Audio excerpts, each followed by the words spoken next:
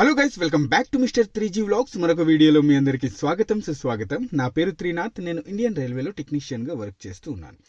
Guys, ఈ వీడియోలో నేను మీకు RRB assistant loco pilot versus RRB technician grade 3కి సంబంధించి కొన్ని డిఫరెన్సెస్ అయితే చెబుతాను అన్నమాట.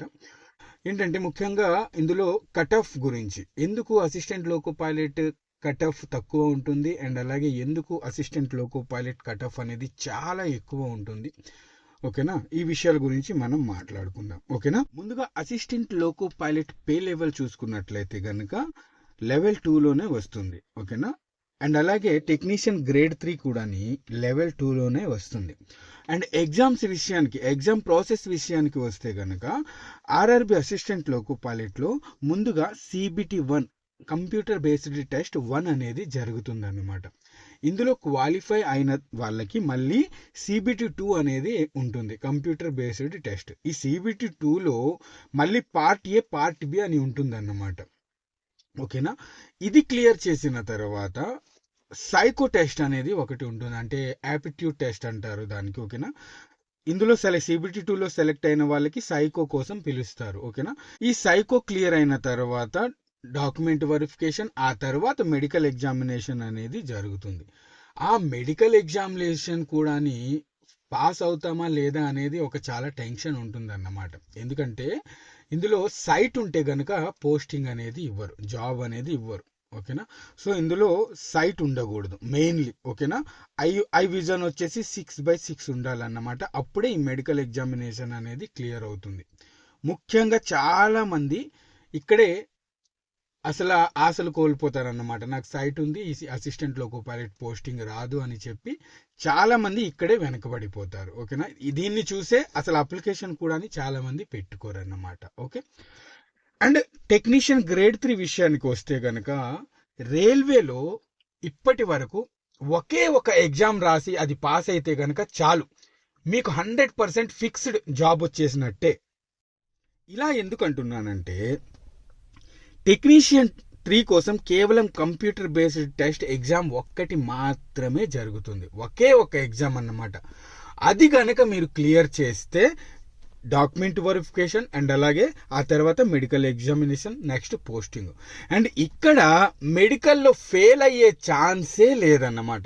చాలా వరకు మ్యాక్సిమం 99% ఎవరైతే కంప్యూటర్ బేస్డ్ ఎగ్జామ్ క్లియర్ అయిపోతుందో వాళ్ళు మెడికల్లో రిజెక్ట్ అయ్యే ఛాన్సే లేదు. అందుకే ఇక్కడ ఒక పోస్ట్ వెనకాల ఒక్కరిని పిలుస్తారన్నమాట డాక్యుమెంట్ వెరిఫికేషన్కి, మెడికల్కి.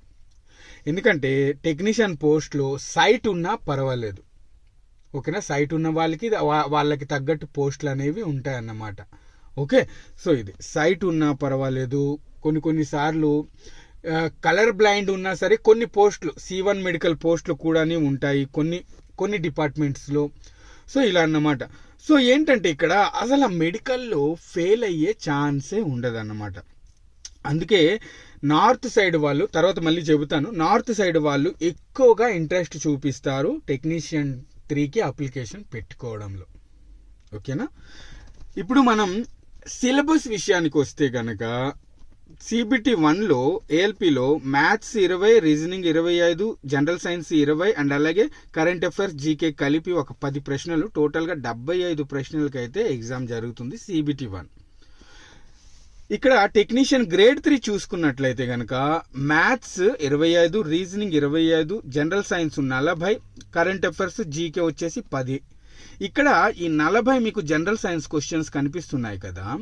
ఇంతకు ముందు టెక్నికల్ క్వశ్చన్స్ అనేవి అడిగేవాడు, ఒక సబ్జెక్ట్ టెక్నికల్ క్వశ్చన్స్ అడిగేవాడు. అప్పుడులో ఏంటంటే కొంచెం, అంటే మరీ అంత తేడా కాదు, కొంచెం కట్ ఆఫ్ అనేది తక్కువ ఉండేదన్నమాట. ఎందుకు, ఈ టెక్నికల్ క్వశ్చన్స్ చాలా మంది చేయలేకపోయేవారు, తక్కువ కట్ ఆఫ్ వచ్చేది. బట్ ఇప్పుడు అలా కాదు, జనరల్ సైన్స్ మాత్రమే 40 క్వశ్చన్స్ అడుగుతున్నాడు. ఆ టెక్నికల్ క్వశ్చన్స్ అడగడం మానేశాడు టెక్నీషియన్ గ్రేడ్ 3 ఎగ్జామ్లో, ఓకేనా? సో టోటల్గా 100 మార్క్స్కి ఎగ్జామ్ జరుగుతుంది. ఆ ఎగ్జామ్ పాస్ అయితే చాలు, నెక్స్ట్ మీకు పోస్టింగ్ వచ్చేసినట్టే. నెక్స్ట్ శాలరీ, అసిస్టెంట్ లోకో పైలట్లో శాలరీ చాలా ఎక్కువ ఉంటుందండి. బట్ నో ఫిక్స్డ్ టైమింగ్, అంటే వర్కింగ్ టైం అనేది మీది ఫిక్స్ ఉండదు అన్నమాట. ఎప్పుడు వర్క్ బుకింగ్ అవుతుందో అనేది ఫిక్స్ ఉండదు. అది రాత్రి 12 గంటలకి అవ్వచ్చు, రాత్రి 1 గంటకి అవ్వచ్చు, రాత్రి 2కి అవ్వచ్చు, లేదా నెక్స్ట్ డే మార్నింగ్ 6కి అవ్వచ్చు. సో ఇలా అంటే ఒక అసిస్టెంట్ లోకో పైలట్కి రెస్ట్ ఇచ్చిన తర్వాత 16 గంటల రెస్ట్ ఇస్తారు. ఓకేనా? ఆ 16 గంటల రెస్ట్ ఎప్పుడు ఉంటుందో అనేది ఒక ఫిక్స్డ్ టైమింగ్ ఉండదు. అండ్ అలాగే తర్వాత రెస్ట్ తర్వాత వర్క్ బుకింగ్ కూడా ఎప్పుడు అవుతుంది అనేది కూడా ఫిక్స్డ్ టైమింగ్ అనేది ఉండదు అన్నమాట. అంటే మీరు ఇక్కడ అసిస్టెంట్ లోకో పైలట్లో హై శాలరీ కావాలంటే మీరు అంత టైం కూడా ఇవ్వాలి ఆ పోస్ట్కి. ఓకేనా?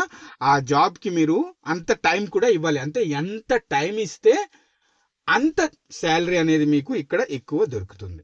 బట్ టెక్నీషియన్ గ్రేడ్ 3లో లో శాలరీ అండి, చాలా తక్కువ శాలరీ. మినిమం ఒక స్టార్టింగ్లో 35,000 ఇస్తారు మీకు స్టార్టింగ్లో. ఓకేనా?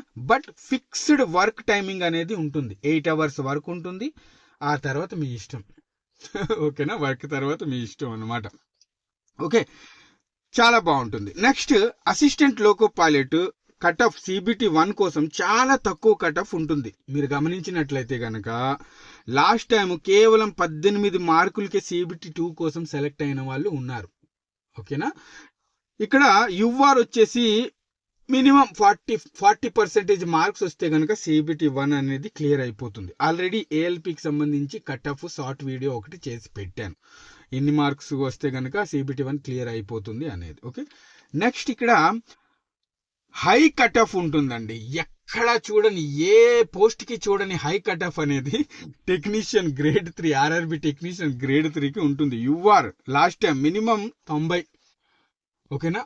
సో ఇదన్నమాట, మినిమం URది 90 ఉంటుంది. ఎందుకు ఇంత ఒక్కసారి హైగా పెరిగిపోయింది అంటే చెప్పాను కదా, ఈ జనరల్ సైన్స్లో CBTలో ఏంటంటే జనరల్ సైన్స్ ప్లేస్లో టెక్నికల్ క్వశ్చన్స్ అడిగేవాడు ఇంతకు ముందు. బట్ ఇప్పుడు అలా కాకుండా జనరల్ సైన్స్ క్వశ్చన్స్నే అడిగేసావు. అవి కూడా ఎలాంటివంటే ప్రీవియస్ ఇయర్ క్వశ్చన్స్ అన్ని ఎత్తి పడేసి అడిగేస్తూ ఉన్నాడు అన్నమాట సైన్స్లో. అందుకే అందరికీ తెలుసు, అందరూ బాగా ప్రిపేర్ అవుతారు సైన్స్ అనేది. సో అందుకే అందరికీ చాలా హై కట్ ఆఫ్ అనేది ఉంటుంది అన్నమాట. ఓకేనా? నెక్స్ట్ అప్లికేషన్ పెట్టుకోవడంలో, అసిస్టెంట్ లోకో పైలట్కి అప్లికేషన్ పెట్టుకోవడంలో లో ఇంట్రెస్ట్ అనేది చూపిస్తారు. ముఖ్యంగా చాలా తక్కువ ఫాలో అవుతారు అన్నమాట. నార్త్ సైడ్ వాళ్ళు ముఖ్యంగా చూసుకున్నట్లయితే కనుక ఈ assistant loco pilot post application పెట్టడానికి చాలా వెనకపడతారు అన్నమాట. అంటే వద్దులే, ఇప్పుడు ప్రతిసారి నోటిఫికేషన్ వస్తుంది కదా, ఈ అసిస్టెంట్ లోకో పైలట్ కన్నా గ్రూప్ డిలో మంచి పోస్ట్ దొరికితే నేను జాయిన్ అయిపోతానని చూస్తారు. ఎవరు? నార్త్ సైడ్ వాళ్ళు తక్కువ ఇంట్రెస్ట్ చూపిస్తారు. బట్ టెక్నీషియన్ గ్రేడ్ 3 పడితే గనక, నోటిఫికేషన్ పడితే గనక మొదటి రోజే అప్లికేషన్ పెట్టేస్తారు. ఎవరు? ఈ నార్త్ సైడ్ వాళ్ళు అన్నమాట. అంత బాగా ఇంట్రెస్ట్ చూపిస్తారు, అంత ఫాలోయింగ్ అనేది ఈ టెక్నికల్ పోస్ట్కి, టెక్నీషియన్ గ్రేడ్ 3 పోస్ట్కి ఉంటుందన్నమాట. ఓకేనా? అందుకే ఇక్కడికి అప్లికేషన్స్ కూడా చాలా ఎక్కువ వెళ్తాయి. అండ్ అలాగే కట్ ఆఫ్ కూడా చాలా హై ఉంటుంది అన్నమాట. ఓకేనా? Even assistant loco pilot CBT 2 కన్నా కట్ ఆఫ్ ఎక్కువ ఉంటుంది ఇక్కడ టెక్నికల్ది. ఓకేనా? సో ఇలా అన్నమాట. సో కొన్ని డిఫరెన్సెస్ అయితే మీకు నేను చెప్పాను assistant loco pilot versus technician grade 3కి సంబంధించి. ఓకేనా? మీకు అసిస్టెంట్ లోకో పైలట్ ఇష్టమా, లేదా RRB టెక్నీషియన్ పోస్ట్ ఇష్టమా, లేదా గ్రూప్ డిలో ఈ రెండింటికన్నా మంచి పోస్ట్ వస్తే గ్రూప్ డినే ఇష్టం అని మీకు ఏది ఇంట్రెస్ట్ అనేది తప్పకుండా కింద కమెంట్ చేయండి. అండ్ అలాగే రీజన్ కూడా చెప్పండి, మీకు అసిస్టెంట్ లోకో పైలట్లో ఏది నచ్చదు, అండ్ అలాగే టెక్నీషియన్లో మీకు ఏది నచ్చదు అనేది కూడా కొన్ని విషయాలు మీకు తెలిసినవి ఏమైనా ఉంటే కనుక తప్పకుండా కమెంట్ అనేది చేయండి. ఓకేనా? సో ఇది గైస్ ఈరోజు వీడియో. ఓకేనా? Assistant loco pilot versus RRB technician grade 3 differences అన్నమాట. వీటి మధ్యలో తేడా చెప్పాను మీకు. ఓకే, మరి వీడియో నచ్చితే కనుక తప్పకుండా ఒక లైక్ చేయండి. నెక్స్ట్ వీడియోలో మళ్ళీ కలుస్తాను. అంతవరకు సెలవు, బాయ్, జై హింద్.